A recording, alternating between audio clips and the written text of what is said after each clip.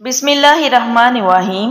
ایک روز ابو جہل دوسرے سرداروں کے ساتھ حضور نبی کریم صلی اللہ علیہ وآلہ وسلم کے پاس آیا اور بولا، اے محمد، اگر تم سچے ہو تو ہمیں چاند کے 2 ٹکڑے کر کے دکھاؤ، وہ بھی اس طرح کہ ایک ٹکڑا ابو قبیس پہاڑ پر نظر آئے اور دوسرا قیقان پہاڑ پر نظر آئے۔ مطلب یہ تھا کہ دونوں ٹکڑے کافی فاصلے پر ہوں تاکہ اس کے 2 ٹکڑے ہونے میں کوئی شک نہ رہ جائے۔ اس روز مہینے کی 14ویں تاریخ تھی، چاند پورا تھا۔ آپ صلی اللہ علیہ وآلہ وسلم نے ان کی یہ عجیب فرمائش سن کر فرمایا، اگر میں ایسا کر دکھاؤں تو کیا تم ایمان لے آؤ گے؟ انہوں نے ایک زبان ہو کر کہا، ہاں بالکل، ہم ایمان لے آئیں گے۔ آپ صلی اللہ علیہ وآلہ وسلم نے اللہ تعالیٰ سے دعا فرمائی کہ آپ کے ہاتھ سے ایسا ہو جائے۔ چنانچہ چاند فوراً 2 ٹکڑے ہو گیا۔ اس کا ایک حصہ ابو قبیس کے پہاڑ کے اوپر نظر آیا اور دوسرا قیقان پہاڑ پر۔ اس وقت نبی کریم صلی اللہ علیہ وآلہ وسلم نے ارشاد فرمایا، لو اب گواہی دو۔ ان کے دلوں پر تو قفل پڑے تھے، کہنے لگے، محمد نے ہم لوگوں کی آنکھوں پر جادو کر دیا ہے۔ کچھ نے تو یہ بھی کہا کہ محمد نے چاند پر جادو کر دیا ہے، مگر ان کے جادو کا اثر ساری دنیا کے لوگوں پر نہیں ہو سکتا۔ ان کا مطلب یہ تھا کہ ہر جگہ کے لوگ چاند کو 2 ٹکڑے نہیں دیکھ رہے ہوں گے۔ اب انہوں نے کہا، ہم دوسرے شہروں سے آنے والوں سے بھی یہ بات پوچھیں گے۔ چنانچہ جب مکہ میں دوسرے شہروں کے لوگ داخل ہوئے تو انہوں نے چاند کے بارے میں ان سے پوچھا۔ آنے والے سب لوگوں نے یہی کہا کہ ہاں ہم نے بھی چاند کے 2 ٹکڑے ہوتے دیکھا ہے۔ یہ سنتے ہی مشرک بول اٹھے، بس پھر تو یہ عام جادو ہے، اس کا اثر سب پر ہوا ہے۔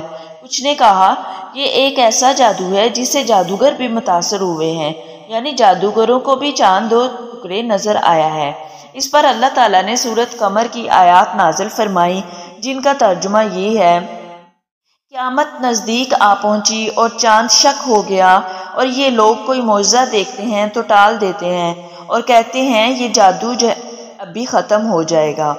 مختلف قوموں کی تاریخ سے یہ بات ثابت ہوتی ہے کہ چاند کا 2 ٹکڑے ہونا صرف مکہ میں ہی نظر نہیں آیا تھا، بلکہ دوسرے ملکوں میں بھی اس کا مشاہدہ کیا گیا تھا۔ اسی طرح ایک دن مشرکین نے کہا، اگر آپ واقعی نبی ہیں تو ان پہاڑوں کو ہٹا دیجئے جن کی وجہ سے ہمارا شہر تنگ ہو رہا ہے، تاکہ ہماری آبادیاں پھیل کر بس جائیں، اور اپنے رب سے کہیں کہ ایسی نہریں جاری کرا دیں جیسی شام اور عراق میں ہیں، اور ہمارے باپ دادوں کو دوبارہ زندہ کرا کے دکھائیں۔ ان دوبارہ زندہ ہونے والوں میں قصہ بن کلاب ضرور ہو، اس لیے کہ وہ نہایت دانا اور عقل مند بزرگ تھا۔ ہم ان سے پوچھیں گے کہ آپ جو کہتے ہیں سچ ہے یا جھوٹ۔ اگر ہمارے ان بزرگوں نے آپ کی تصدیق کر دی اور آپ نے ہمارے یہ مطالبے پورے کر دیے تو ہم آپ کی نبوت کا اقرار کر لیں گے اور جان لیں گے کہ آپ کو واقعی ہی اللہ کی طرف سے بھیجا گیا ہے۔ اللہ تعالیٰ نے آپ کو ہماری طرف رسول بنا کر بھیجا ہے، جیسا کہ آپ دعویٰ کرتے ہیں۔ ان کی یہ باتیں سن کر نبی کریم صلی اللہ علیہ وآلہ وسلم نے ارشاد فرمایا، مجھے ان باتوں کے لیے تمہاری طرف رسول بنا کر نہیں بھیجا گیا، بلکہ میں تو اس مقصد کے لیے بھیجا گیا ہوں کہ ایک اللہ کی عبادت کرو۔